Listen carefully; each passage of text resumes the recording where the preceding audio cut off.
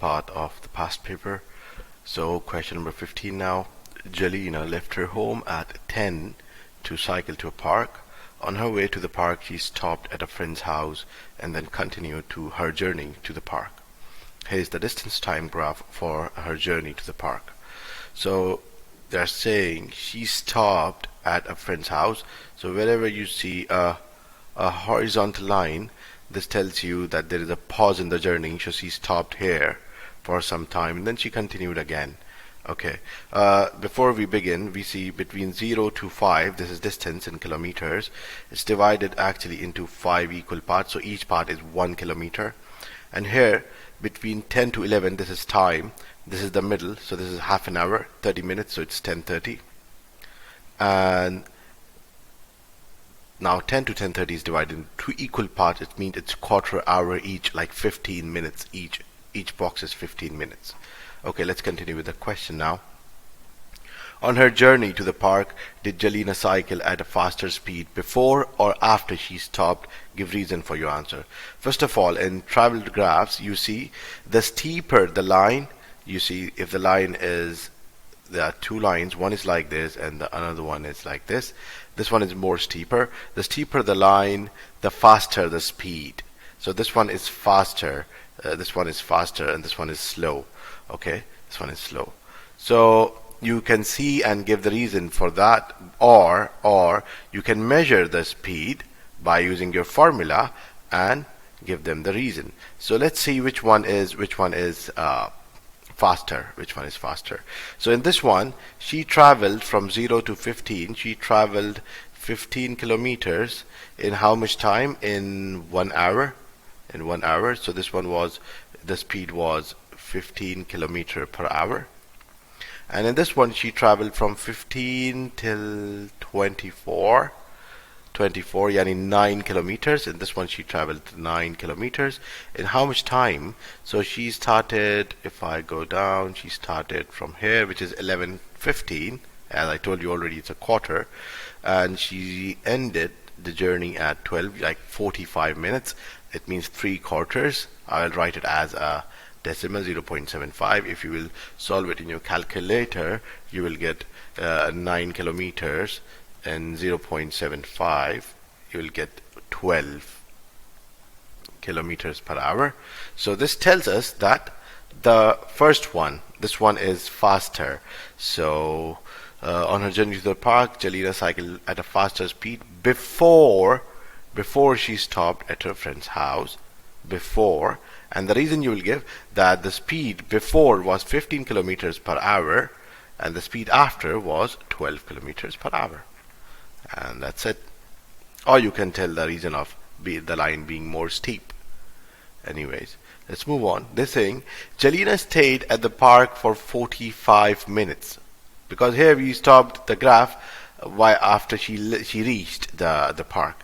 Now they are saying she stayed at the park for 45 minutes, then she cycled without stopping at a constant speed of 16 kilometers per hour from the park back to her home, and we have to show this information on the graph.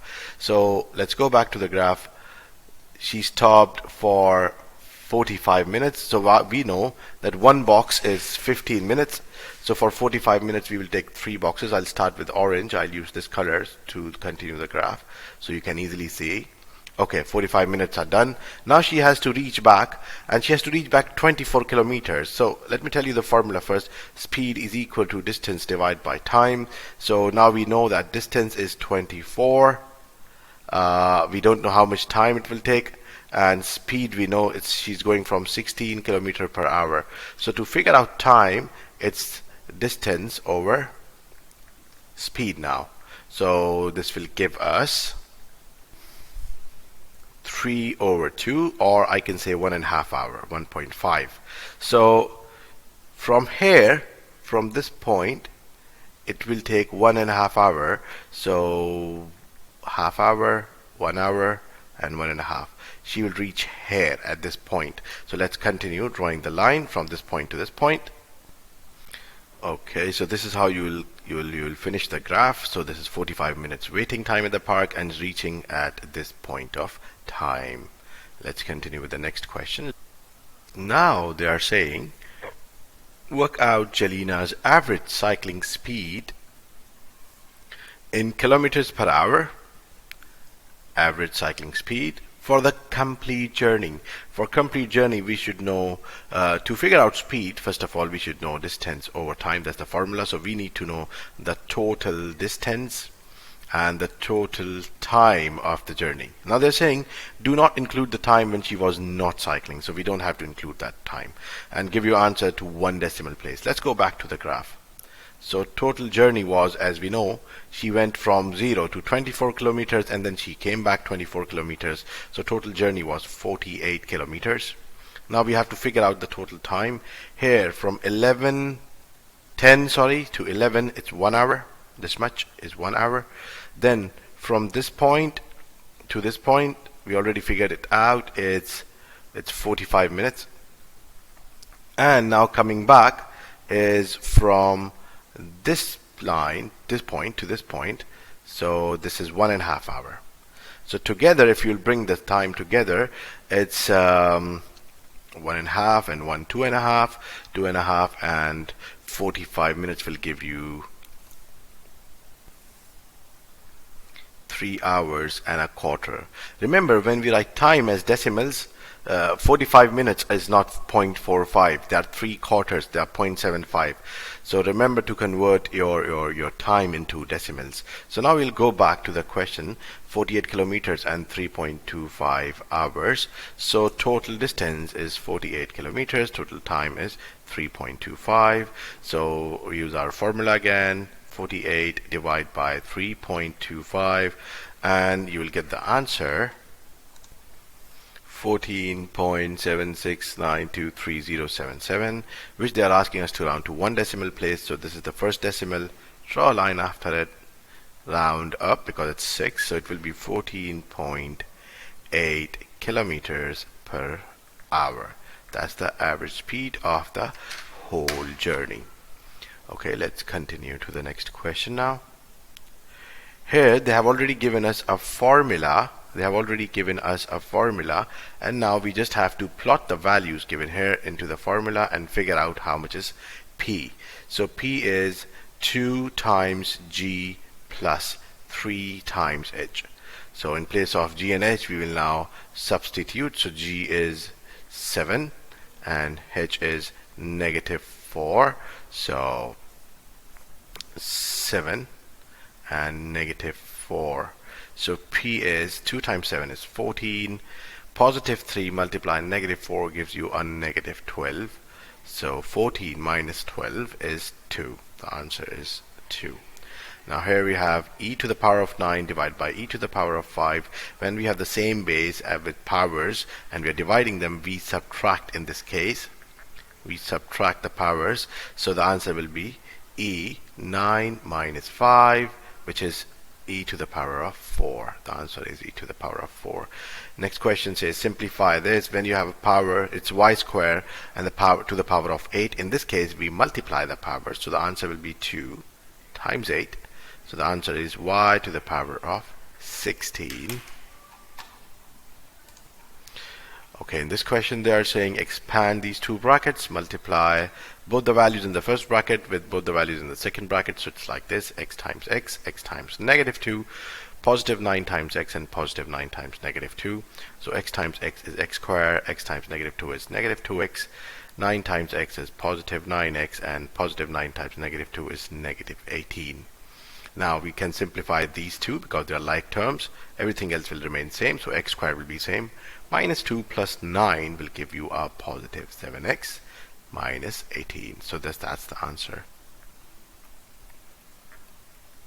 Sorry, minus 18.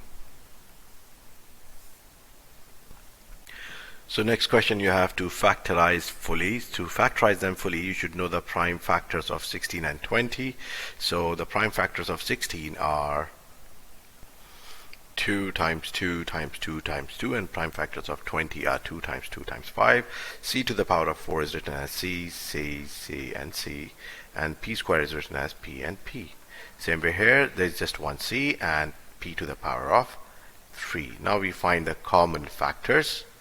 So there's a group of 2 common, and another group of 2, then we have a C, and then we have a group of P and another group of P.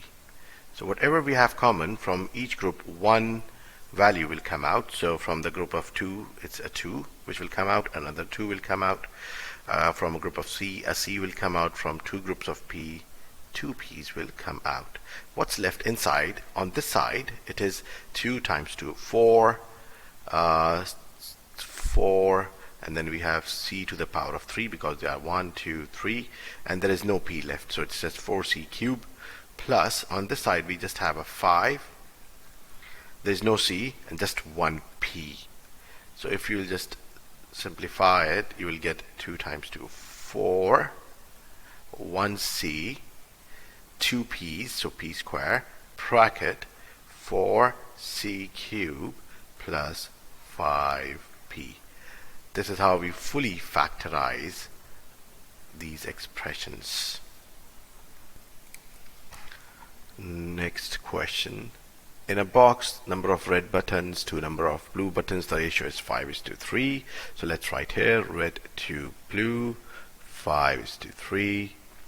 Okay, and the ratio of blue buttons to green buttons is 1:2. And now they're saying that there are 48 green buttons. We know that these are 48.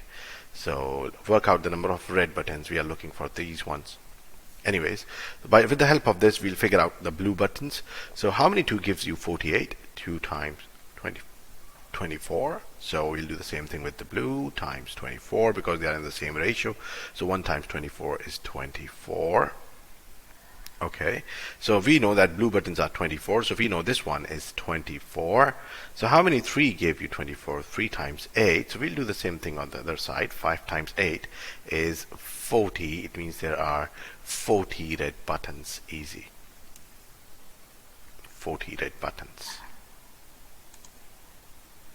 So let's end the video here. For the remaining questions, just wait for our next part, and I hope this video is of help to you.